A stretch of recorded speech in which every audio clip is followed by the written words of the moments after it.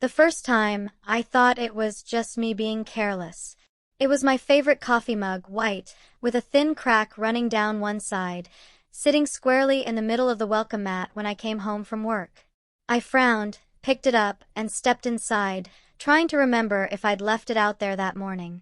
But no, I'd been running late, skipped my usual coffee, and locked the door in a hurry. It was still warm. Not sat in the sun warm, but held in someone's hands warm. I put it in the sink, washed it without thinking, and forgot about it. Until 2 days later. That morning, I had brushed my hair, tossed the brush into the bathroom drawer, and left for the office. But when I came home, the brush was on the welcome mat. The sight stopped me in my tracks. It wasn't the fact that it was there. It was the details.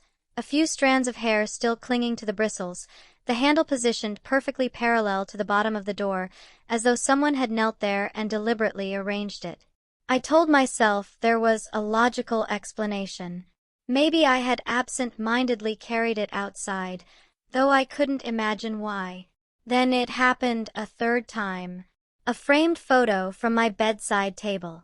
The one of me and my dad at the lake when I was 12. I loved that picture. In it, we're smiling, water dripping off our hair, the sky a perfect blue. When I found it on the doorstep, the glass was cracked, a clean split right across our faces. I locked the deadbolt that night. It kept happening. A single sock from my laundry basket. My half-empty bottle of shampoo. The pen I kept on my desk at work. Every morning when I left, my apartment was intact. Every evening when I returned, something familiar from inside would be waiting outside. Always placed dead center on the mat. Always an object I'd touched recently. It was like someone was choosing them carefully. The first time I stayed home to catch them, I thought I'd outsmarted whoever it was. I made tea, turned off all the lights, and sat in the armchair with a clear view of the front door. The apartment was silent except for the faint hum of the refrigerator. Hours passed. My eyes burned from staying open, my neck stiff from holding still.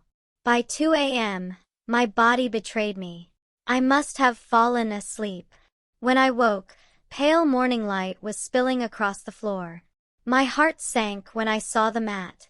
On it sat my phone. It had been on the kitchen counter when I went to bed.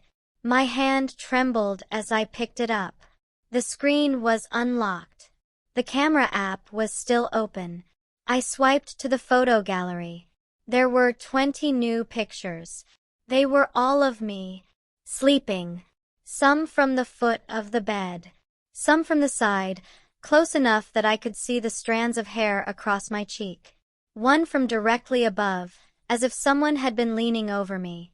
I felt something primal and cold move through me. The last photo wasn't of me. It was of my bedroom door, taken from the inside. The shot was blurry, but in the strip of darkness beneath the doorframe, I could see them. 2 bare feet. I didn't sleep the next night, or the one after that. I pushed furniture in front of the door.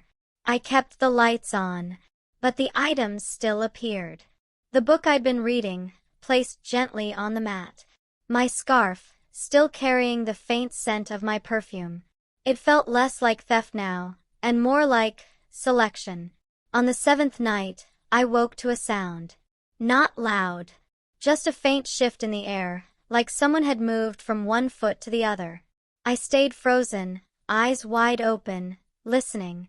Then I saw it, the shadow beneath my bedroom door. 2 bare feet. The same as in the photo.